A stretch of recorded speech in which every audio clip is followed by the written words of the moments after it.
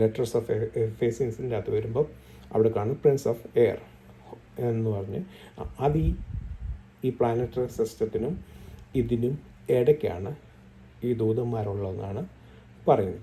അപ്പോൾ 1ാം ഹെവനും 2ാം ഹെവനും 2ാം ഹെവനും 3ാം ഹെവനും ഇപ്പം നമ്മൾ 4 വെച്ചാണ് നോക്കുന്നത്. അപ്പോൾ 2ാം ഹെവനും 3ാം ഹെവനും ഇടയ്ക്കാണ് ബിന ആൻഡ് ഹോക്മ എന്ന് പറഞ്ഞ് 2 ഇതിരിക്കുന്നത്. അതെന്തുവാന്ന് ചോദിച്ചാൽ അതിനെ താരതമ്യപ്പെടുത്തിയിരിക്കുന്നത് യേശു ക്രിസ്തുവിനെയും പരിശുദ്ധാത്മാവിനെയും, മനസ്സിലായോ?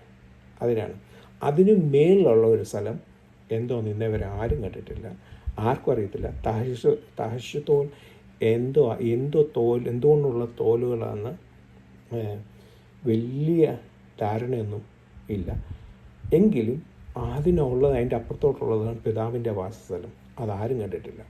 ഇപ്പം കഴിഞ്ഞ ദിവസം ജെയിംസ് വെബിൻ്റെ ടെലസ്കോപ്പിനെ പറ്റി ഞാൻ ഒരു ആർട്ടിക്കിൾ വായിക്കാനുണ്ടായി. അപ്പം പുതിയൊരു വെബിൻ്റെ അകത്ത് കുറേ കാര്യങ്ങൾ കണ്ടുപിടിച്ചു എന്നൊക്കെ.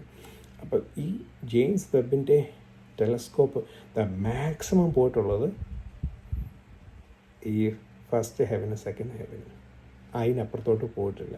അതിനപ്പുറത്തുള്ള സംഭവം എന്തുവാണെന്ന് നമുക്കറിയത്തില്ല. ഇതൊക്കെ ഒരു പഠിപ്പീര് 3ാം ഹെവനുണ്ടെന്ന് പൗലോസ് പറയുന്നു. ഞാൻ 3ാം സ്വർഗത്തോളം ഒരു ക്രിസ്തുവിലോട്ട്. ചില ആൾക്കാർ പറയുന്നത് അത് പൗലോസാണ്, ചില ആൾക്കാർ പറയുന്നു അത് ക്രിസ്തുവിനെയാണ്, ചില ആൾക്കാർ പറയുന്നു വേറെ ആൾക്കാർ. പൗലോസ് ക്രിസ്തുവിനെ, ഞാൻ ക്രിസ്തുവിൽ ഒരാൾ, ഐ നോ എ മാൻ, ഞാനൊരു ആളെ അറിയുന്നു 3ാം സ്വർഗത്തോളം എടുക്കപ്പെട്ടെ, അത് ക്രിസ്തുവിനെയാണെന്ന് ചില ആൾക്കാർ പറയുന്നത് പൗലോസാണെന്ന് പറയും. ചില ആൾക്കാർ പൗലോസിനെ വേറെ ഒരു അത്രത്തോളം എടുക്കപ്പെട്ട നമുക്കറിയത്തില്ല. ഓക്കെ, കറക്റ്റായിട്ട് പിൻ പോയിൻ്റായിട്ട് ചെയ്യാൻ ഹാർഡാണ്. എനിവേ, ഇതേപോലെ 4 സ്വർഗം ഉണ്ടെന്ന് പിൻ പോയിൻ്റ്. ആ ഒരു പഠിപ്പീര് വരുന്ന ഈ സമാഗമന കൂടാരത്തിൻ്റെ സ്വർഗത്തിലുള്ള ഒരു ആർക്കിടെക്റ്റിൻ്റെ ഒരു ദൃശ്യ രൂപം, വിസിബിൾ ആയിട്ടുള്ള ഒരു ഇതാണ് നമ്മൾക്ക് ഭൂമിയിൽ തന്നിട്ടുള്ളത് എന്നാണ് പറയുന്നത്. ഓക്കെ, അപ്പോൾ പഴയ നിയമകാലത്ത് 3 സമാഗമന കൂടാരത്തിന് 3 ഹോളീസ് ഓഫ് ഹോളീസ് ഉണ്ട്, പിന്നെ കോർട്ട്യാർഡുണ്ട്, പിന്നെ ഔട്ട്സൈഡ്.